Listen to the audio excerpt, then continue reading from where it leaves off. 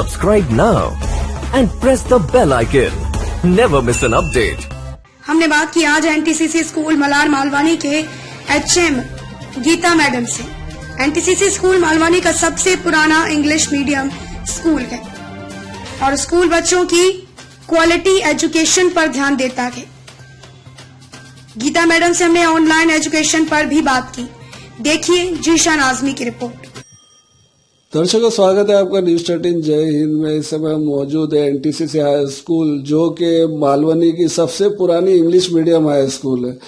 यहाँ पर भी एसएससी 100% रिजल्ट आया है और यहाँ के प्रिंसिपल है जीवन सर और हमारे साथ है गीता मैडम जो हेड मिस्ट्रेस है यहाँ की। आइए हम उनसे बात करते हैं एसएससी रिजल्ट पर। गीता मैडम, स्वागत है आपका न्यूज 13 जय हिंद में। Thank you. जैसे कि आपके स्कूल में 100% रिजल्ट आया, तो कितने बच्चे अपियर हुए, उसमें कितने लोगों का डिस्टिंक्शन आया? Very good morning.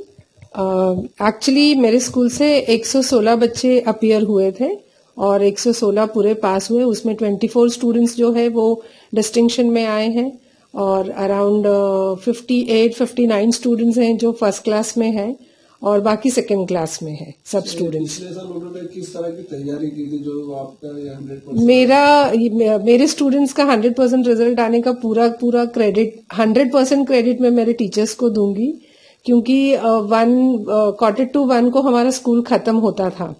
Secondary section complete होता था। उसके बाद में टीचर्स लोग यहाँ पे हमने एक टाइम टेबल बनाया था कि हर एक टीचर हर एक सब्जेक्ट को कंप्लीट 1.5 आवर स्कूल कंप्लीट होने के बाद में दे। तो उसमें जो हमारे स्कूल के वीक स्टूडेंट्स थे उनके साथ में टीचर्स पर्सनली बैठते थे क्लासरूम के अंदर और उनके डाउट्स क्लियर करना, फिर उनको जो ऑब्जेक्टिव क्वेश्चंस वगैरह है वो सब करवा के लेना।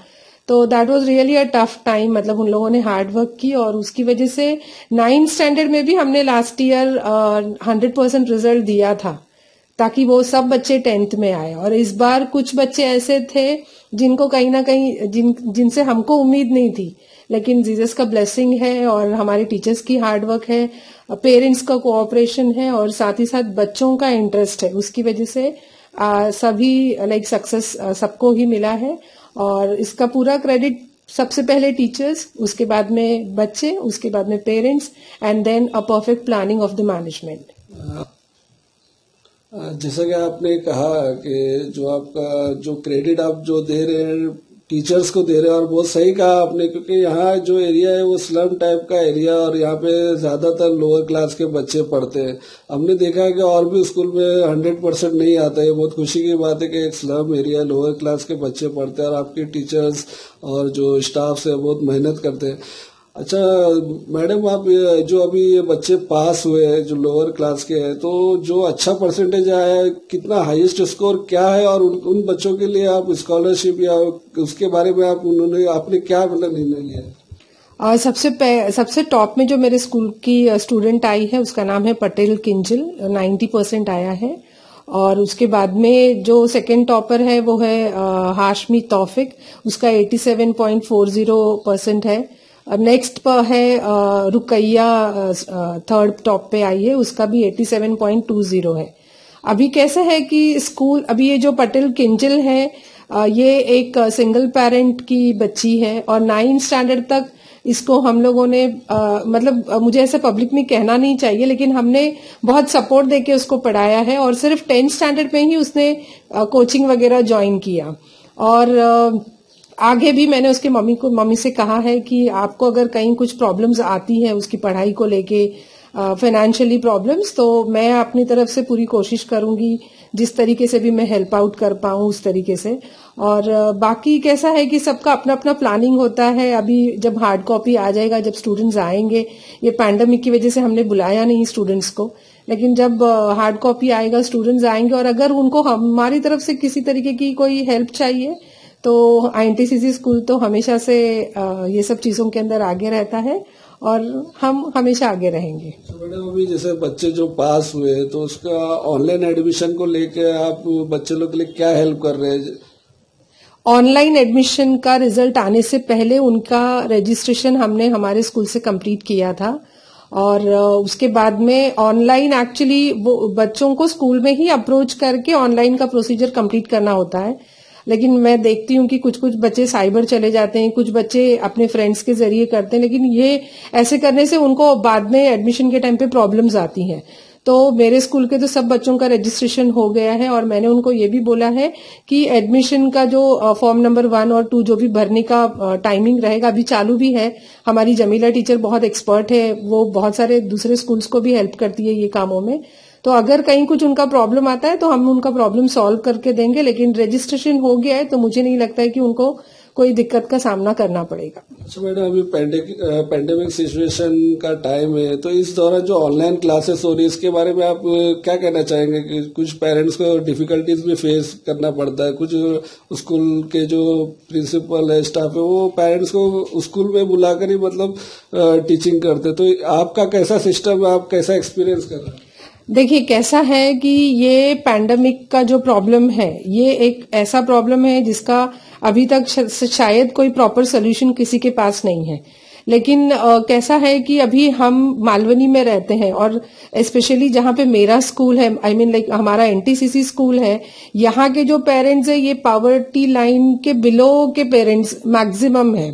और यहाँ पे कैसा है कि अभी बड़ी बड़ी टेक्नोलॉजीज हैं जिसके जरिए हम टीचर्स लोग I mean like digital grounds पे आके बच्चों को पढ़ा सकते हैं। लेकिन मैंने क्या किया है, हमने क्या प्लानिंग की है हमारे मैनेजमेंट ने कि 9th स्टैंडर्ड तक हमने प्री रिकॉर्डेड वीडियो लेक्चर्स ही हम स्टूडेंट्स को भेज रहे हैं। उसके बाद में 10th स्टैंडर्ड को जुलाई 17 से हमने जूम पे क्लासेस लेना स्टार्ट किया। उसमें भी हम सिर्फ 2 क्लासेस लेते हैं अराउंड 30 मिनट्स का, और मैथ्स और साइंस का जो है वो हम लोग प्री रिकॉर्डेड लेक्चर्स भेजते हैं। क्योंकि कैसा है कि एक दौर था जब हम ही कहते थे कि बच्चों को मोबाइल से दूर रखो, और ये अभी हम बहुत सब तरीके से मजबूर हो गए ये कहने के लिए कि नहीं, आपको ये डिजिटल प्लेटफॉर्म ही यूज करना है, बिकॉज बच्चों को हम लोग फिजिकली स्कूल में फिजिकली बुला नहीं सकते उनको पढ़ाने के लिए। तो बहुत सारी डिफिकल्टीज है ऑनलाइन को लेकर, और ये ऑनलाइन कितने हद तक सक्सेसफुल है ये मैं आपको ऐसा नहीं बोलूंगी कि ये 100% सक्सेसफुल है। हाँ, 50% तो होना भी चाहिए क्योंकि टीचर्स बहुत हार्ड वर्क कर रहे हैं।